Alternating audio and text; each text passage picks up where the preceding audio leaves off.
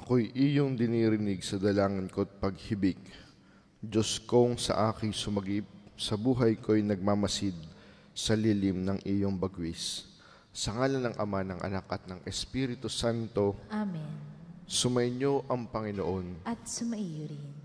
Mga kapatid, upang tayo maging marapat gumanap sa ating banal na pagdiriwang, ating munang aminin pagsisihan ng ating mga nagawang pagkakasala.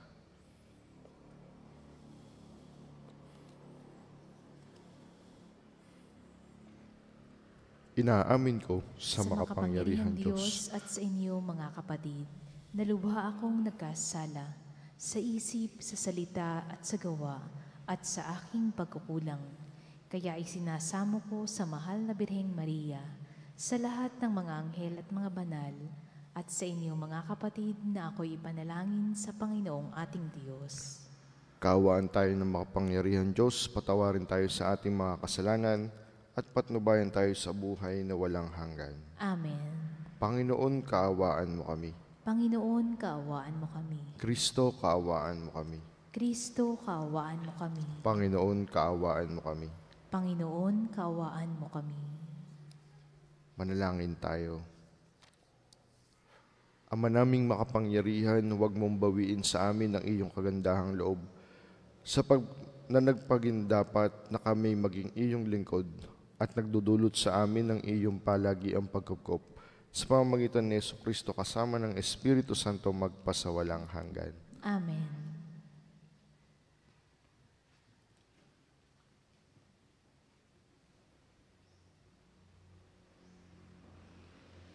Pagbasa mula sa aklat ni Propeta Daniel. Nung mga araw na iyon, tumindig si Azarias at dumalangin. Alang-alang sa iyong karangalan, huwag mo kaming itakwil habang panahon. Huwag mong putulin ang iyong tipan sa amin. Muli mo kaming kahabagan alang-alang kay Abraham na iyong minamahal, kay Isaac na iyong lingkod, at kay Israel na iyong pinabanal. Ipinangako mong pararamihin ang kanilang lahi gaya ng mga bituin sa langit at ng buhanginan sa tabing dagat. Subalit ngayon, Panginoon, kami ay naging pinakamaliit na bansa dahil sa aming mga kasalanan. Kami ang pinakaabang ngayon sa sanlibutan. Wala kaming hari, mga propeta, o mga tagapanguna ngayon. Walang templong mapag-alayan ng mga handog na susunugin, mga hain at kamanyang. Wala man lamang lugar na mapaghandugan upang kami ay humingi ng awa mo. Ngunit lumalapit kami sa iyo ngayon, nabagbag ang puso at nagpapakumbaba. Tanggapin mo na kami na parang may dalang mga baka, mga guya, at libu-libong matatabang tupa na susunugin bilang handog sa iyong harapan. Tanggapin mo ang aming pagsisisi bilang handog, upang kami matutong sumunod sa iyo ng buong puso. Walang nagtiwala sa iyo na nabigo. Simula ngayon, buong puso kaming susunod sa iyo, sasamba at magpupuri sa iyo. Huwag mo kaming biguin. Yamang ikaw ay maamo at mapagkalinga. Kahabagan mo kami at saklolohan. Muli mong iparana sa amin ang iyong kahangahangang pagliligtas, at sa gayoy muling dakilain ang iyong pangalan, Panginoon. Ang salita ng Diyos. Salamat sa Diyos. Ang atin pong itutugon sa bawat daladod ng salmo, Poon iyong gunitain ang pag-ibig mo sa amin. Poon iyong gunitain ang pag-ibig mo sa amin. Ang kalooban mo'y ituro, O Diyos, ituro mo sana sa abang mong lingkod. Ayon sa matuwid, ako ay turuan. Ituro mo poon ang katotohanan, tagapagligtas ko na inaasahan. Poon iyong gunitain ang pag-ibig mo sa amin. Poon gunitain, pag-ibig mong wagas, at ang kabutihang noon pa'y nahayag.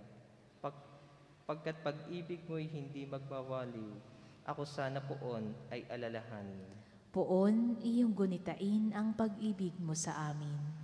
Mabuti ang poon at makatarungan, sa mga salariguro at patnubay. Sa mababang loob siya yaong gabay at nagtuturo ng kanyang kalooban. Poon iyong gunitain ang pag-ibig mo sa amin.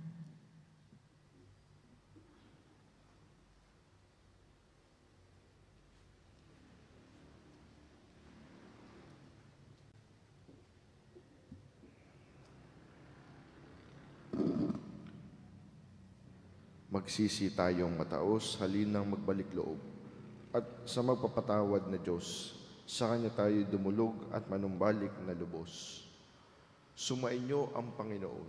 At sumaiyo rin. Ang mabuting balita ng Panginoon ayon kay San Mateo. Papuri sa iyo, Panginoon. Noong panahong iyon lumapit si Pedro at nagtanong kay Jesus, Panginoon, kailan kong patatawarin ang aking kapatid na paulit-ulit nagkakasala sa akin? Bakit 7 po ba? Sinagot siya ni Jesus. Hindi ko sinasabing makapito, kundi 70 ulit pa nito. Sapagkat ang paghahari ng Diyos ay katulad nito. Ipinasya ng isang hari na pagbayarin ang kanyang mga lingkod na may utang sa kanya. Unang dinala sa kanya ang isang may utang na 10 milyong piso. Dahil siya'y walang ibayad, iniutos ng hari na ipagbili siya ang kanyang asawa, mga anak, at lahat ng ari-arian upang makabayad. Nanikluhod ang taong ito sa harapan ng hari at nagmakaawa. Bigyan pa ninyo ako ng panahon at babayaran ko sa inyo ang lahat. Naawa sa kanya ang hari kaya't ipinatawad ang kanyang mga utang at pinayaon siya. Ngunit pagkaalis niya roon, nakatagpo niya ang isang sa kanyang kapwang lingkod na may utang na 500 piso sa kanya. Sinunggaban niya ito at sinakal sabay wika, magbayad ka ng utang mo. Naglumuhod iyon at nagmakaawa sa kanya. Bigyan mo pa ako ng panahon at babayaran kita. Ngunit hindi siya pumayag. Sa halip ipinabilanggo niya ang kanyang kapwa lingkod hanggang sa ito'y makabayad. Nang makita ng kanyang mga kapwa lingkod ang nangyari, sila'y labis na nagdamdam. Pumunta sila sa hari at isinumbong ang nangyari, kaya't ipinatawag siya ng hari. Ikaw napakasama mo, sabi niya. Pinatawad kita sa utang mo sapagkat nagmag-aawa ka sa akin, nahabag ako sa iyo. Hindi ba dapat ka ring mahabag sa kapwa mo? Sa galit ng hari, siya ipinabilanggo hanggang sa mabayaran niya ang kanyang utang. Gayon din ang gagawin sa inyo ng aking amang nasa langit kung hindi ninyo patatawarin ang inyong kapatid. Mga kapatid, ang mabuting balita ng Panginoon. Pinupuri ka namin, Panginoong Hesukristo. Magandang umaga po sa ating lahat. Ngayon pong panahon ng Kwaresma ay isa sa mga tema ng ating pagninilay, isa sa kalimitang ating ginagawa ay ang how to make a good confession. Paano tayo makagagawa ng isang magandang kumpisal? Paano tayo magbabalik loob sa Panginoon? At sinasabing sa paggawa ng isang magandang kumpisal, ito ay taos-puso, ito ay tinitingnan natin ang lahat ng ating nagawa, examination of conscience, tinitingnan natin ang ating nagawang maganda, gayon din ang ating nagawang masama. Pero ngayon sa ating mabuting balita, may isa pang elemento na binibigay ang ating Panginoon. Hindi lamang ang ating pagtingin sa ating budhi, ay hindi lamang yung ating titingnan ang ating mga nagawa. Bagkus ang isang mahalagang elemento sa ating paglapit sa awa ng Diyos, tayo rin kaya ay naaawa sa iba nating mga kapatid. Tayo ay humihingi ng awa at patawad sa Diyos. Pero paano naman yung mga taong nakasakit sa atin? Anong ating attitude sa kanila? Sinabi ni Pedro, Panginoon, gaano ko po patatawarin ng aking kapatid? Makapito po ba? Isang tanong na para bagang ang awa sa kapatid, ang pagpapatawad ay may sukatan. Ang sinabi ni Jesus, hindi makapito, kundi 70 ulit pa nito. Hindi naman sinabi ni Jesus na sadyang ang sukat ay mas palakihin ang sukat, gawing 70 beses pa. Pero ang sinasabi ni Jesus ay walang hanggang pagpapatawad. Dahil ang ating Ama sa Langit ay walang hanggan din ang handang ibigay na pagpapatawad sa bawat isa sa atin. Ang ating Amang nasa langit, walang hanggan ang awa na kayang ibigay sa atin. At tayo din mga kapatid ay hinahamon ng Panginoon na ganito din ang ating ibigay sa ating kapwa, walang hanggang pagpapatawad. Ang pagpapatawad ay isang napakahirap na paksa, napakahirap ibigay, napakahirap pag-aralan sa ating buhay. Pero sa tulong at awa ng Diyos, ito'y kaya nating gawin. Sa tulong at awa ng Diyos, kaya nating pagdaanan ang proseso ng pagpapatawad. Hindi man natin mapatawad ang ating kapwa sa isang bagsakan, sa isang tulog lamang. Ang napakahalaga sa ating puso ay ang tayo humihingi ng tulong sa Diyos upang tayo rin ay makapagpatawad sa iba. Sa ating dasal na Ama namin, pag ito'y lagi nating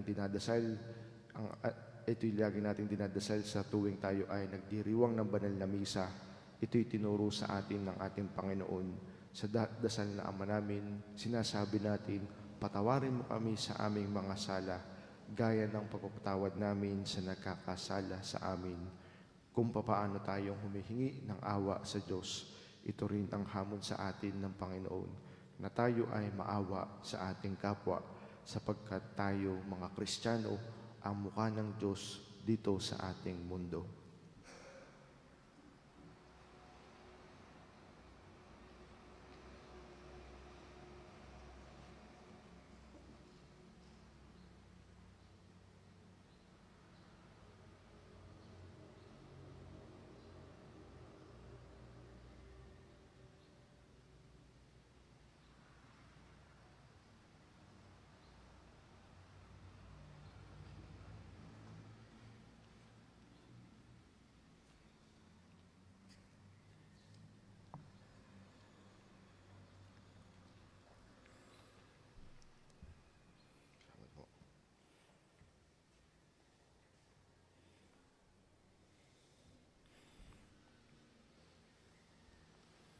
Kapuri-puri ka, Diyos, sa mga lumikha sa sanlibutan, sa iyong kagandahan loob.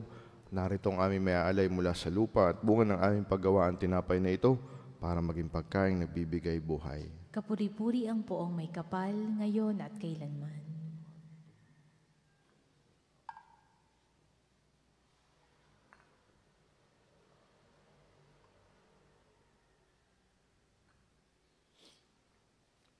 Kapuri-puri ka, Diyos, amang lumikha sa sanlibutan, sa iyong kagandahan loob.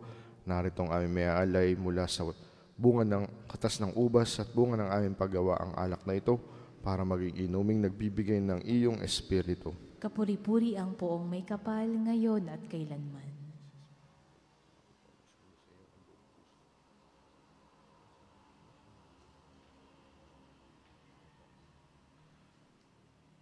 Manalangin kayo mga kapatid upang ang paghahain natin ay kalugdan ng Diyos amang makapangyarihan. Tanggapin nawa ng Panginoon itong paghahain sa iyong mga kamay, sa kapurihan at karangalan, sa ating kapakinabangan at sa buong sambayanan niyang banal. Ama naming lumikha, sa ikapagpapatawad ng mga kasalanan, maganap nawa ang paghahain ng aming abang aalay, upang kami kalugdan mo at ganap na kasihan. Sa pamamagitan ni Jesucristo kasama ng Espiritu Santo magpasawalang hanggan. Amen. Sumainyo ang Panginoon. At sumaiyo rin. Itaas sa Diyos ang inyong puso at diwa. Itinaasa namin sa Panginoon. Pasalamatan natin ang Panginoong ating Diyos. Marapat na siya ay pasalamatan.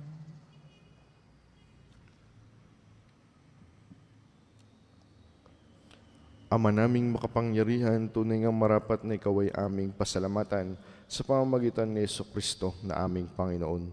Sa pagbabaka sakali mong kami bubuti, isinugo mo si Jesucristo upang pangunahan kami.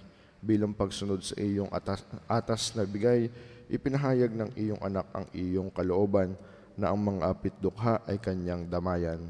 Ngayon ay iyong inihahandog ang pagkakataong aming maisaloob ang kanyang ganap at kusang paglilingkod upang sa iyo lagi kaming makasunod Kaya kaisa ng mga anghel na nagsisiawit ng papuri sa iyo, nang walang humpay sa kalangitan, kami nagbubunyi sa iyong kadakilaan. Santo, Santo, Santo, Panginoong Diyos ng mga hukbo, napupuno ang langit at lupa ng kadakilaan mo, o sana sa kaitaasan. Pinagpala ang naparirito sa ngalan ng Panginoon, o sana sa kaitaasan. Ama naming banal, ikaw ang bukal ng tanang kabanalan, kaya't sa pamamagitan ng iyong Espiritu, gawin mong banal ang mga kaloob na ito upang para sa amin ay maging katawan at dugo ng aming Panginoong Hesukristo. Bago niya pinagtiis ang kusang loob na maging handog, hinawakan niya ang tinapay, pinasalamatan ka niya. Pinaghati-hati niya iyon, iniabot sa kanyang mga alagad at sinabi, "Tanggapin ninyong lahat ito at kanin. Ito ang aking katawan na ihahandog para sa inyo."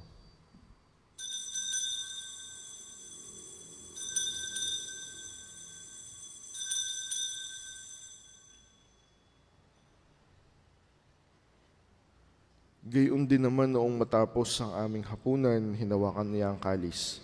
Muli ka niyang pinasalamatan, iniabot niya ang kalis sa kanyang mga alagad at sinabi, "Tanggapin ninyong lahat ito at inumin. Ito ang kalis ng aking dugo, ng bago at walang hanggang tipan. Ang aking dugo na ibubuhos para sa inyo at para sa lahat.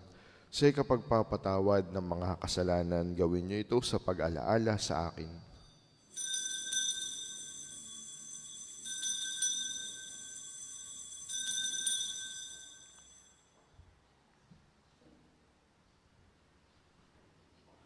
Ipagbunyi natin ang misteryo ng pananampalataya. Si Kristo'y namatay, si Kristo'y nabuhay, si Kristo'y babalik sa wakas ng panahon. Ama, ginagawa namin ngayon ang pag-alaala sa pagkamatay at muling pagkabuhay ng iyong anak. Kaya't inialay namin sa iyo ang tinapay na nagbibigay buhay at ang kalis na nagkakaloob ng kaligtasan. Kami nagpapasalamat dahil kami iyong minarapat na tumayo sa harap mo para maglingkod sa iyo. Isinasamo namin kami magsasalo-salo sa katawan at dugo ni Kristo ay mabuklod sa pagkakaisa sa pamamagitan ng Espiritu Santo. Ama, lingapin mo ang iyong simbahang laganap sa buong daigdig. Puspusin mo kami sa pag-ibig kaisa ni Francisco na aming Papa at ni Gilbert na aming Obispo at ng Tanang Kaparian. Alalahanin mo rin ang mga kapatid naming nahimlay na may pag-asang sila'y muling mabubuhay. Gayon din ang lahat ng mga pumanaw. Kaawaan mo sila at patuloyin sa iyong kaliwanagan.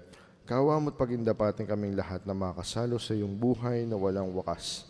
Kaysa na mahal na Birheng Maria na Ina ng Diyos, kaysa ng mga apostol at ng lahat ng mga banal na namuhay dito sa daigdig ng kalugod-lugod sa iyo, may pagdiwang nawa namin ang pagpupuri sa ikararangal mo sa pamamagitan ng iyong anak na aming Panginoong Hesukristo. Sa pamamagitan ni Kristo kasama niya at sa Kanya, ang lahat ng parangal at papuri ay sa iyo, Diyos amang makapangyarihan, kasama ng Espiritu Santo magpasawalang hanggan. Amen. Sa tagubilin ng mga nakagagaling na utos at turo ni Jesus na Panginoon natin at Diyos, ipahayag natin ng lakas loob.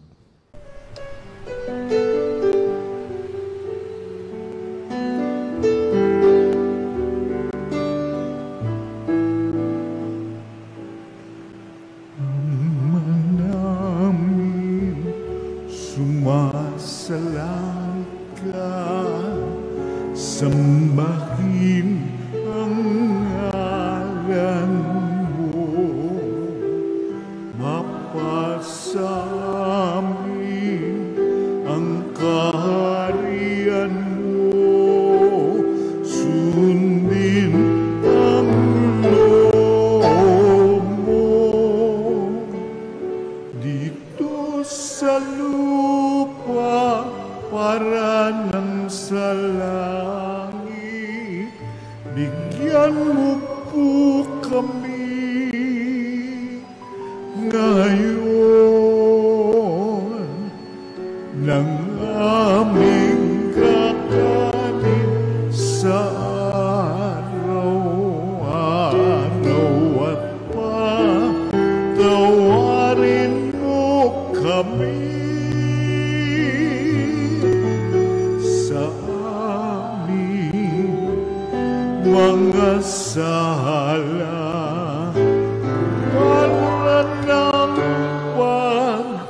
pinapatawan namin sa nagkakasala sa amin. At huwag mo kaming ipagdulot sa tukso, at yadya mo kami sa lahat ng masama. Hinihiling namin kami iadya sa lahat ng masama, pagkalooban ng kapayapaan araw-araw, iligtas sa kasalanan, at ilayo sa lahat ng kapahamakan. Samantalang aming pinananabikan ang dakilang araw ng pagpapahayag ng tagapagligtas naming si Jesucristo. Sapagkat iyo ang kaharian at ang kapangyarihan at ang kapurihan magpakailanman. Amen. Panginoong Jesucristo, sinabi mo sa iyong mga apostol, kapayapaan ang iniiwan ko sa inyo, aking kapayapaan ang ibinibigay ko sa inyo. Tunghayan mo ang aming pananampalataya at huwag ang aming pagkakasala. Pagkalooban mo kami ng kapayapaan at pagkakaisa ayon sa iyong kalooban, kasama ng Espiritu Santo magpasawalang hanggan. Amen. Ang kapayapaan ng Panginoon ay laging sumainyo. At sumaiyo rin. Magbigayan kayo ng kapayapaan sa isa't isa. Kordero ng Diyos na nag-aalis sa mga kasalanan ng sanlibutan, maawa ka sa amin. Kordero ng Diyos na nag-aalis sa mga kasalanan ng sanlibutan, maawa ka sa amin. Kordero ng Diyos na nag-aalis sa mga kasalanan ng sanlibutan, ipagkaloob mo sa amin ang kapayapaan.